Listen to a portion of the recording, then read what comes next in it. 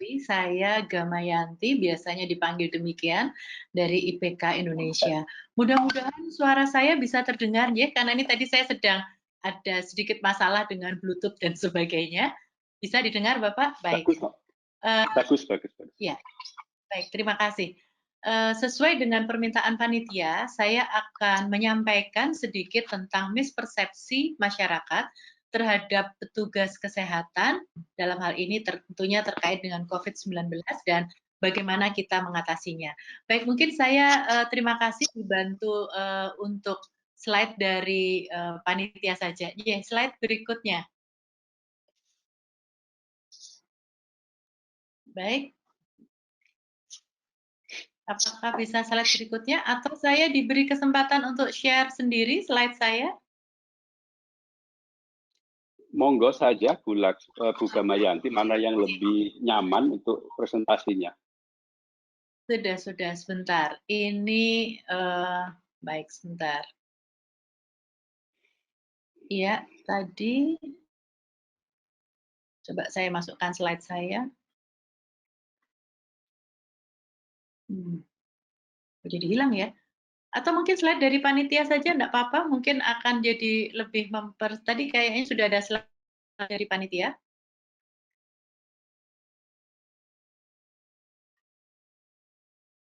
Ya, terima kasih, saya ya. Jadi secara umum kalau kita melihat kondisi dan reaksi secara umum masyarakat di saat pandemi COVID ini, saya kira banyak reaksi-reaksi akibat dari situasi-situasi sosial, yaitu keadaan yang tidak pasti yang kita hadapi bersama, lalu di satu sisi hilang atau berkurangnya pendapatan dari masyarakat, hilang atau berkurangnya interaksi sosial, dan terpisah dari keluarga terdekat, keluarga dekat. Jadi mau pulang, ini mau puasa, mau lebaran, tidak bisa, dan seterusnya. Nah, kemudian ada reaksi kognitif yang juga terjadi, ada sebuah alarm pada masing-masing bahwa ini situasi yang berbahaya atau mengancam, sehingga orang berlomba-lomba untuk mencari informasi, akan tetapi akhirnya menjadi terfokus pada berita-berita negatif dan sebagian menjadi mengalami kesulitan berkonsentrasi. Pikiran yang paling banyak muncul adalah memikirkan bagaimana caranya menyelamatkan diri atau mempertahankan diri dari situasi yang dianggap mengancam keselamatan ini. Lalu kira-kira reaksi emosi apa yang banyak muncul? Saya kira yang paling umum adalah perasaan cemas, takut tertular atau menjadi sakit, lalu takut keluar rumah, yang akibatnya juga orang menjadi kesepian dan kehilangan minat untuk melakukan sesuatu, dan juga menjadi iritatif, mudah tersinggung, mudah marah, mudah menjadi sedih, dan muncul reaksi cemas berlebihan yang seperti perilaku panik, depresi, dan memicu munculnya gangguan-gangguan jiwa, yang tentunya ini kalau sudah sampai pada gangguan jiwa biasanya ada predisposisi tertentu. Nah, yang terkait dengan persepsi adalah munculnya perasaan curiga, kecenderungan bersikap agresif ataupun defensif. Nah, kemudian secara fisik, saya kira ini para dokter pasti lebih memahami, ada ketegangan, jantung berdebar, gangguan tidur, tubuh merasa lemas atau tidak fit, dan cukup banyak orang yang kemudian reaksi tubuhnya adalah seakan-akan merasakan simptom yang mirip dengan gejala COVID-19 ini, walaupun sebetulnya tidak. Dan tentu saja menurunnya daya tahan tubuh secara keseluruhan. Nah, dari perilaku, yaitu tadi walaupun ternyata bahwa mendapatkan berita membuat mereka cemas, tetapi semakin muncul perilaku-perilaku kompulsif untuk mencari berita lagi yang terkait. Dan akhirnya mereka tidak tahu harus berbuat apa, makan atau minum berlebih, tidur berlebih juga, atau terganggu sebaliknya. Kemudian beberapa orang mengalami impulsif belanja karena sekarang belanja online, delivery juga menjadi semakin banyak. Yang terkait dengan persepsi adalah mudah marah atau munculnya perilaku maladaptif yang lain, dan juga perilaku-perilaku mencurigai orang lain. seperti bersikap menyerang, agresif, ataupun defensif. Ya, mungkin tolong slide selanjutnya. Mohon bisa dibantu slide selanjutnya. Ya, sudah. Ya, oke. Bukan, belum. Belum. Oh, Oh, ini sudah. masih. Berarti saya ini maaf, saya akan menggunakan dua komputer karena mungkin yang satu agak bermasalah. Kemudian bagaimana dengan kondisi tenaga kesehatan? Secara sosial, saya kira beban kerja menjadi sangat tinggi, baik secara fisik maupun psikologis, merasa terisolasi dan dikenai persepsi negatif atau juga akhirnya kalau ini menumpuk menjadi stigmatisasi. Tadi juga sudah disampaikan oleh Dr. Syahril bahwa ketidakpastian jaminan kesehatan, kesejahteraan, jadwal kerja yang semakin meningkat, kemudian mungkin juga prosedur dan kebijakan yang berubah-ubah, ini juga tentunya akan menambah beban. Di samping kesulitan untuk bisa bertemu dengan keluarga atau orang terdekat, potensi konflik dengan sejawat atau teman kerja saya kira juga menjadi lebih rawan di sini, dan juga perasaan sulit atau kurang mendapatkan dukungan sosial. Nah, tentu saja secara fisik kelelahannya menjadi amat sangat dan akan berisiko menurunnya daya tahan, sehingga kemungkinan risiko tertular juga menjadi lebih tinggi. Dan saya mendengar adanya, mudah-mudahan sekarang sudah tidak, penundaan pemeriksaan ataupun terapi, karena mungkin juga saking sibuknya tidak merasakan hal itu. Nah, sehingga juga tadi merasakan simptom, kemudian menurunnya daya tahan tubuh. Nah, sekarang secara psikologis, jelas perasaan cemas tertular, tapi di satu sisi ada rasa tanggung jawab, mengemban tugas, ini menjadikan inner konflik yang saya kira tidak mudah untuk para petugas kesehatan. Di samping perasaan ketidakpastian, bingung, sepi, rindu keluarga, khawatir akan kondisi keluarga di rumah, dan atau juga khawatir menulari keluarganya. Ini menjadi sangat tinggi. Reaksi yang lain adalah sedih, bosan, tetapi juga tidak mungkin lepas dari tugas yang sedang dihadapinya. Ada perasaan marah, mungkin kecewa, merasa tidak dihargai, frustrasi dengan adanya persepsi negatif dari masyarakat, yang ini tentunya sangat wajar kalau kemudian bisa menimbulkan sikap-sikap defensif. Ini yang mungkin pihak manajemen rumah sakit juga perlu memperhatikan, jangan sampai terjadi penolakan untuk melakukan pelayanan. Karena kalau ini terjadi, saya kira, waduh, kita semua pasti akan dalam situasi yang sangat sulit. Kemudian muncul reaksi cemas berlebih, panik, dan juga depresi mungkin yang akan bisa memicu terjadinya gangguan jiwa. Mohon slide selanjutnya. Ya. Nah, sekarang saya lihat di yang satunya, persepsi masyarakat terhadap petugas kesehatan pada saat ini sebetulnya memang di satu sisi masyarakat pasti menganggap bahwa petugas kesehatan, dokter, perawat, dan juga nakes yang lain ini adalah pejuang dan pahlawan kemanusiaan di garis depan. Tetapi di satu sisi yang lain, masyarakat juga sebagian berpersepsi para nakes ini berpotensi membawa dan menularkan penyakit. Sehingga yang terjadi adalah seperti apa yang tadi disampaikan oleh Dr. Syahril, bahwa ditolak pulang ke rumah, bahkan sampai ditolak pemakaman jenazahnya. Slide selanjutnya. Ini slide. Ya, sekarang ketika kita bicara tentang persepsi, persepsi ini sebetulnya apa sih?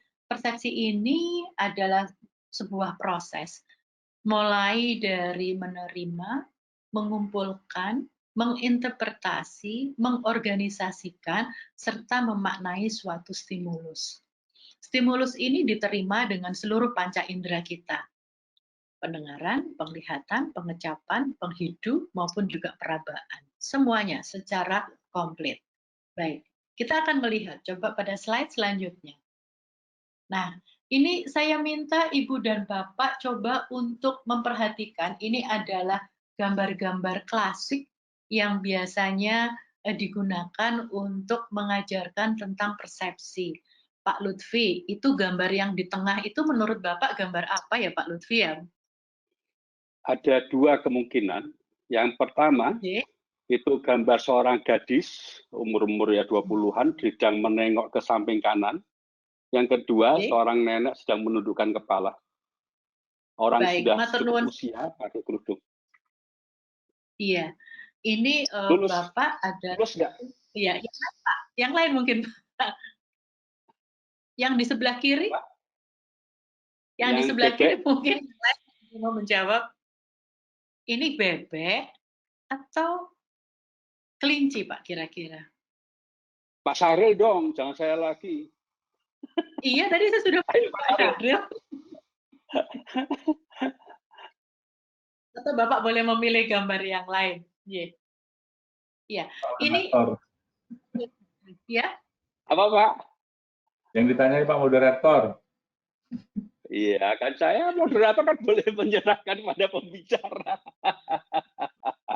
Kalau siang-siang begini mungkin jawabnya gitu ya Pak ya, karena ini mungkin bebek goreng atau bebek panggang seperti itu. Nah, ini kan baru satu gambar, satu contoh yang masuk hanya melalui ingatan kita saja, begitu Pak. Nah, ini Iya, akan tentu saja orang bisa berpendapat berbeda-beda ketika informasi ini masuk melalui lebih dari satu panca indera. Ini yang mungkin ingin saya sampaikan dari gambar-gambar ini. Dan juga mungkin situasi, pengalaman, dan yang lain. Slide yang selanjutnya. Slide selanjutnya. Ya.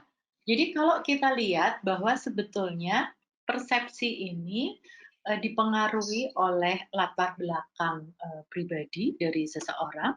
Di sana ada pengalaman masa lalu, tingkat kemampuan kognitif, informasi yang pernah diperoleh, sehingga tadi Pak Lutfi menjawab dengan sangat bagus karena beliau pengalamannya, kemampuan kognitifnya, informasinya, saya kira cukup lengkap seperti itu. Kemudian apakah ada kepentingan pribadi, bagaimana kematangan emosi dari seseorang, kemudian ternyata situasi juga sangat berpengaruh. Nah, pendapat dan perilaku orang lain, juga situasi saat ini adalah situasi yang hampir semua orang merasa cemas, ini situasi ini akan berpengaruh juga pada persepsi dan juga perilaku-perilaku orang di sekitarnya. Kemudian kalau kita melihat ini kondisi ini akan berpengaruh. Kita lihat gambar yang sebelah kanan. Ini akan membawa kita sebetulnya persepsi, mispersepsi, benar atau salah. Ini tergantung dari tadi latar belakang orang, pengalaman orang sebelumnya, situasi dia berada di posisi sebelah mana, artinya dalam hal ini apakah dia seorang tenaga kesehatan, apakah dia wakil dari pemerintah, apakah dia masyarakat kelompok yang mana dengan informasi-informasi seperti apa yang dia peroleh, tentunya akan berpengaruh bagaimana mereka mempersepsikan sesuatu. Saya kira demikian. Slide selanjutnya.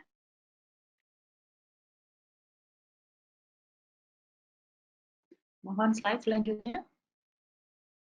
Sehingga kalau kita berbicara tentang persepsi sosial seperti apa yang terjadi pada saat ini, memang tadi dari persepsi individu tadi, kemudian ada sebuah konsensus sosial yang juga berpengaruh. Sekarang ini situasi sosial membawa pada sebuah konsensus bersama yang disadari atau tidak bahwa ini kita berada dalam situasi yang gawat loh. Bahwa kita semua ini harus sangat berhati-hati.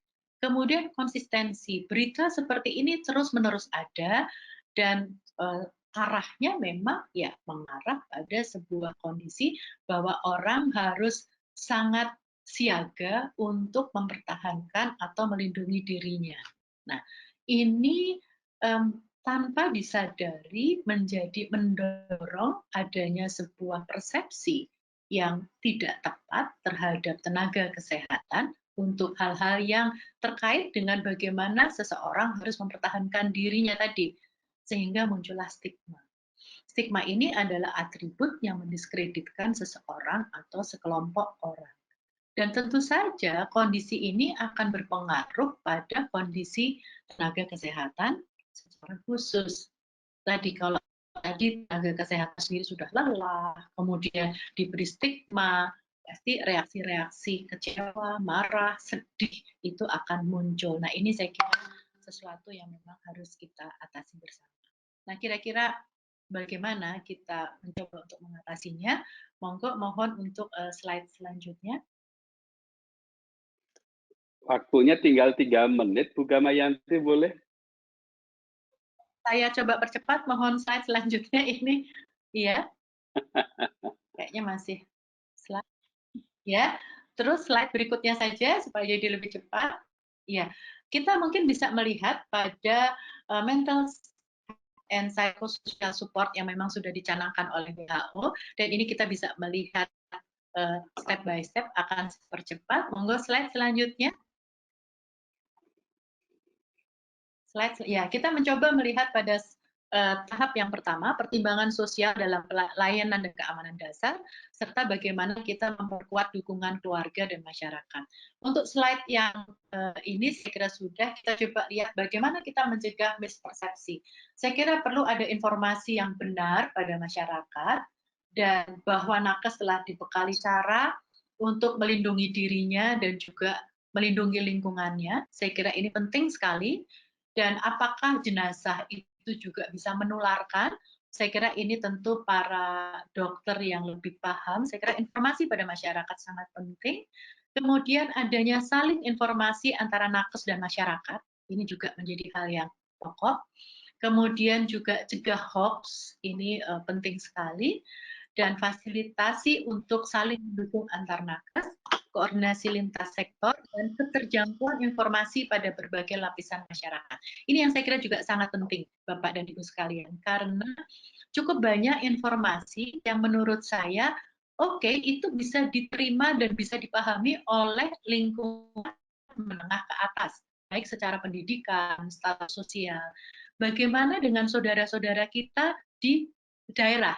Apakah mereka betul-betul sampai lapisan masyarakat terbawah, betul-betul mereka betul-betul memahami informasi yang sudah diberikan ini? Karena mereka sangat cemas dan mungkin informasi yang masuk belum sesuai dengan persepsi ataupun latar belakang pengalaman mereka dan sebagainya. Ini slide selanjutnya. Slide selanjutnya, ya. Ini waktu saya setengah untuk nunggu pindah slide ini, Pak. Nampaknya. Baik. Nah, sekarang tadi pertama dan kedua sudah, kita kalau di dalam piramida WHO itu dukungan non spesialis terfokus pada orang. Nah, apakah kita juga bisa melihat bahwa sekelompok masyarakat yang berpersepsi dan berperilaku negatif terhadap nakes ini juga sebetulnya sebagai cara quote and quote mereka untuk mempertahankan diri. Mereka sangat cemas sehingga ini adalah reaksi spontan yang muncul. Dan memang ini reaksinya reaksi yang tidak tepat.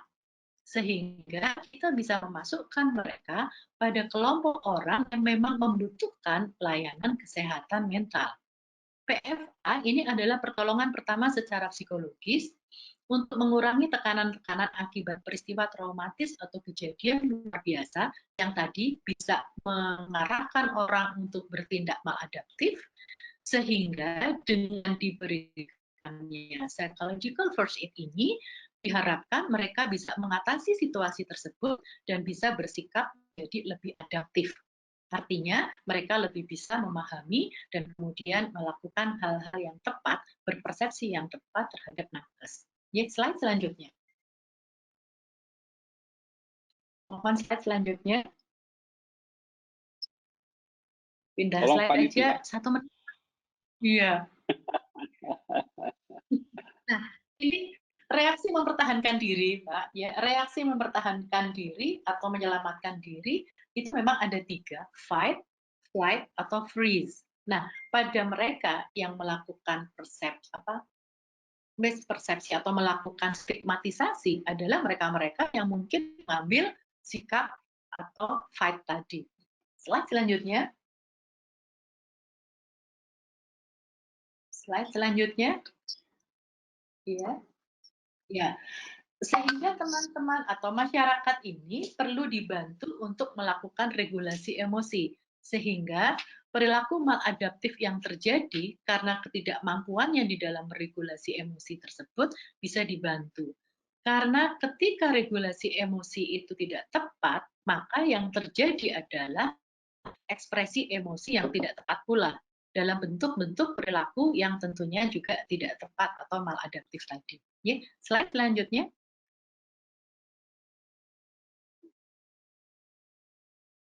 Ya, slide. Ya, nah PFK ini secara umum ada 3 hal yang perlu dilakukan: listen, look, and link. Listen, kita perlu mendengarkan. Kenapa sih kok mereka sampai berpersepsi negatif itu? Ada apa? Mungkin reaksi cemas yang luar biasa. Kita perlu mendengarkan apa yang mereka harapkan. Look, kita perlu melihat situasi mereka, menemukan solusi praktis, dan kemudian link untuk bisa memberikan akses informasi yang lebih jelas, bisa memberikan akses pelayanan. Pelayanan ini dalam arti luas, tidak hanya pelayanan kesehatan, tetapi juga apa yang mereka butuhkan agar mereka bisa mengatasi situasinya. Slide selanjutnya, saya berlari ini Pak. Slide. Slide selanjutnya. Ya. Nah, upaya pertama untuk mengelola reaksi-reaksi psikologis yang negatif tadi pemenuhan kebutuhan dasar saya kira memang sangat penting, terpenuhinya dukungan dan fasilitas kesehatan dan informasi yang benar, juga stop hoax. Ini mudah-mudahan pemerintah bisa melakukan hal ini, dan juga mendorong masyarakat untuk tetap mengerjakan hal yang positif dan juga produktif. Selanjutnya, psychological first aid yang bisa dilakukan adalah seperti relaksasi, self-talk, afirmasi positif, dan olah tubuh untuk meningkatkan kebugaran dan daya tahan tubuh. Ini bisa dilakukan untuk masyarakat dan juga untuk nakesnya sendiri. Slide selanjutnya. Slide selanjutnya.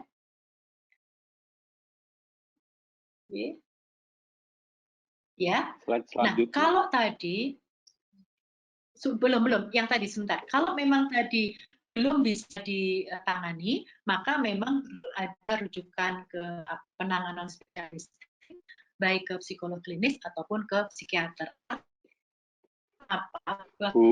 Mohon untuk bisa dipahami, mereka-mereka yang atau mereka-mereka yang stigma, kita perlu melihat mereka adalah juga orang-orang yang membutuhkan penanganan lebih lanjut secara kejiwaan atau kesehatan mentalnya perlu untuk kita tangani lebih lanjut juga. Baik, selanjutnya.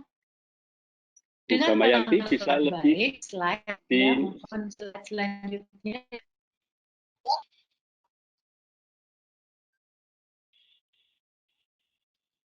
Sudah tinggal satu slide, Pak. Mohon slide selanjutnya. Iya, yang dilakukan adalah membantu mereka untuk mengelola emosi negatif, mengelola, dan selanjutnya bisa mengubah. Iya. Baik, Pak. Mungkin ini yang bisa saya sampaikan. Apakah suara saya masih bisa didengar? Masih bisa, Bu Gamayanti. Masih bisa. Putus ya? Iya. Ya, putus, tapi saya pasti bisa mendengar. Ya, saya kira ini ya. Jadi mari kita bersama-sama berjuang dan berdoa agar musibah ini cepat berlalu, berubah dan rasa simpati yang dalam. Terima kasih yang luar biasa pada sejawat dokter, perawat, dan nakes lain yang berada di garis depan. Sekian, terima kasih, dan dari IPK saya kira bisa diunduh. Ya.